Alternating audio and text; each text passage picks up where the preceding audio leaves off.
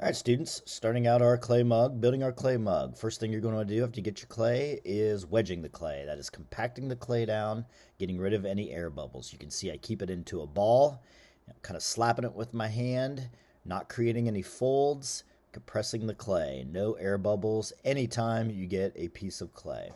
After I'm done with this, you're going to see I'm looking for cracks here. There's little cracks in there, okay. You're just looking for big folds. Make sure there aren't any big folds in the clay.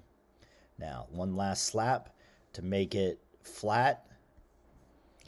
For rolling the clay, you can see I have the clay in the middle of the two sticks and I'm pointing to a space underneath the rolling pin. That's going to create our slab. So I'm rolling, not pushing too hard. I don't want to roll it out in one roll. I want to do this in multiple rolls. So you're going to see me here just kind of pushing down, giving a couple rolls, roll, flip, roll, flip. Flipping the clay keeps it from folding over on itself. Now if I need to make it wide, I turn it. And right there I'm pointing to some cracks, different kinds of cracks. Those cracks in the middle, not a big deal. Cracks on the outside, well, we're not going to use that outside piece of clay. We're going to pull from the middle of this, as you'll see later. So it's rolling, flipping, turning when necessary if I need to make it wider, and continuing to roll.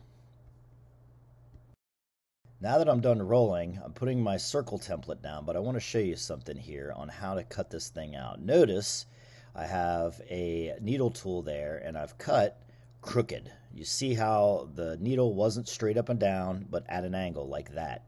When I have that, we want it straight up and down. It's just going to make it easier. And here's an example of what it looks like straight up. There we go, perpendicular to the board. And you can see the two different pieces there. The one that I cut straight up and down is going to be much easier to mount the base on to the top. So no, not on the side. You want it straight up and down just like that. Got my circle template and just straight up like that. So now I'm going to do this with a miniature mug so I don't use up too much clay. And I'm going to trace first before I cut, just so I can get and look and see, okay, good circle. Now, straight up and down, going all the way around when cutting. Now that I have it cut out, again, I want to remind you this is a miniature mug. Yours is much bigger. So this is the base that I've made, cut it out. It's not perfect, that's okay. Now that I'm done with the base, I'm going to come up and get extra clay and take my leftover clay from making the base, put it together, wedge it really well, and I'm going to start rolling out again. But this time I want to make sure it is long and skinny. This is the side of the mug, so you can see however wide this is how tall my mug is going to be.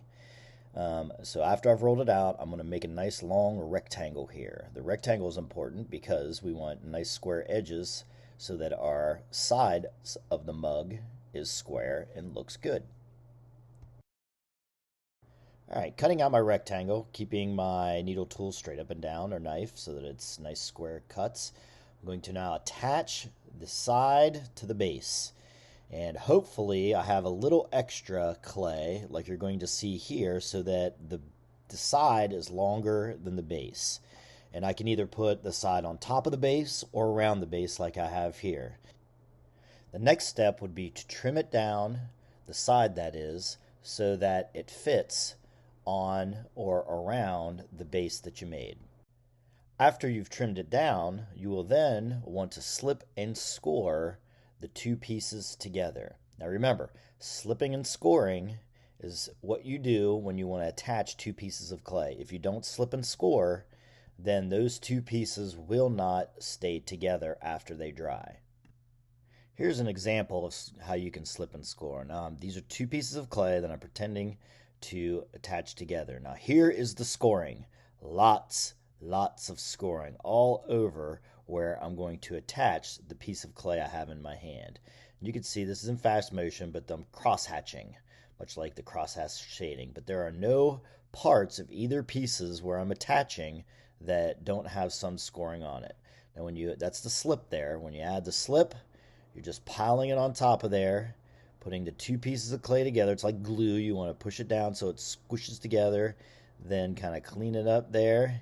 Bam, got yourself a good two pieces that are attached together. Now here's an example of bad slipping and scoring. Mostly bad scoring. So you see the score marks there, not nearly enough. That space needs to be completely filled with score marks. This is the number one mistake that I see students make when you try to attach two pieces of clay together. If the scoring's not enough, then what's going to happen is your pieces, when they dry, will not stay together and they just fall right off. So make sure you may use enough score marks and then the slip to attach. Now, also remember that slip you can substitute for water. Slip's just a little bit better, and I usually make it, but if you were to use water, that would work as well. All right, let's go build a mug.